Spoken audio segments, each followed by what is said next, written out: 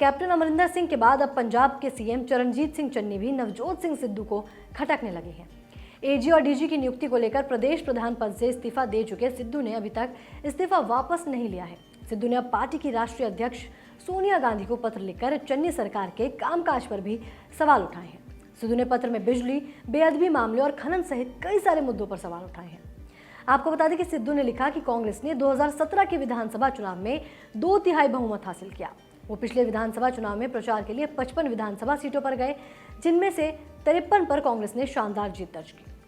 उन्होंने एक विधायक, मंत्री और प्रदेश अध्यक्ष के रूप में हाईकमान की तरफ से तय एजेंडे पर काम किया। आगे सिद्धू ने सोनिया गांधी को लिखा कि पंजाब के पुनरुत्थान के लिए ये आखिरी मौका है। पंजाब के दिल के मुद्दे जिन्हें आपने भली भांति समझा और पिछले मुख्यमंत्री कैप्टन अमरिंदर सिंह को 18 सूत्रीय कार्यक्रम दिया, ये मुद्दे आज भी इतने ही प्रासंगिक हैं। पत्र में सिद्धू ने इस प्रमुख मुद्दों को उठाया। सबसे पहले सिद्धू ने बेअदबी मामले में न्याय पर सवाल उठाया। उन्होंने कहा कि पंजाब के लोग गुरु ग्रंथ साहब जी को बेअदबी और कोटकपुरा और बहिबल कला में पुलिस फायरिंग की घटनाओं के प्रमुख दोषियों को सजा देकर पंजाब की आत्मा के लिए न्याय की मांग करते हैं। दूसरी बात उन्होंने नशे की पंजाब की लगभग पूरी पीढ़ी पर नशे का खतरा मंडरा रहा है। इस तरह की समस्याएं समाधान के लिए कड़ी कार्रवाई की आवश्यकता है।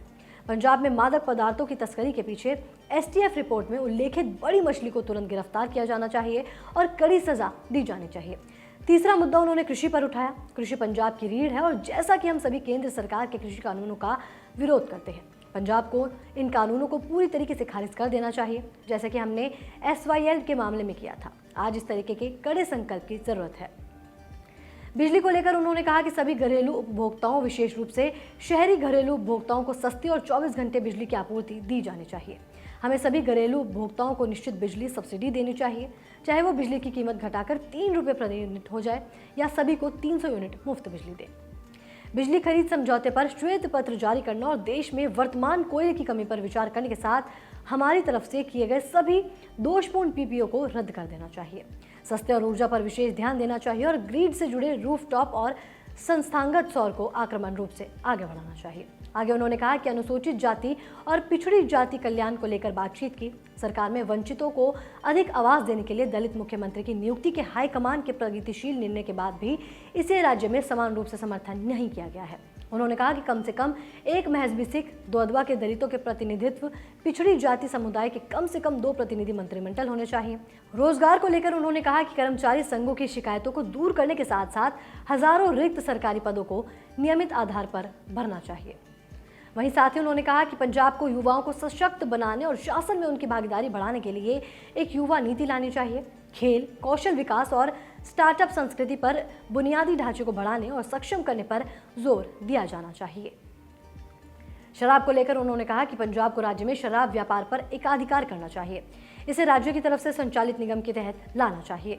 वहीं खनन को लेकर उनका कहना है कि रेत खनन कुछ शक्तिशाली लोगों के नहीं, इसका खनन लोगों के कल्याण के लिए किया जाना चाहिए। हमें मुफ्त रेत के जाल में नहीं फंसना चाहिए और इसे माफिया मुक्त करना चाहिए।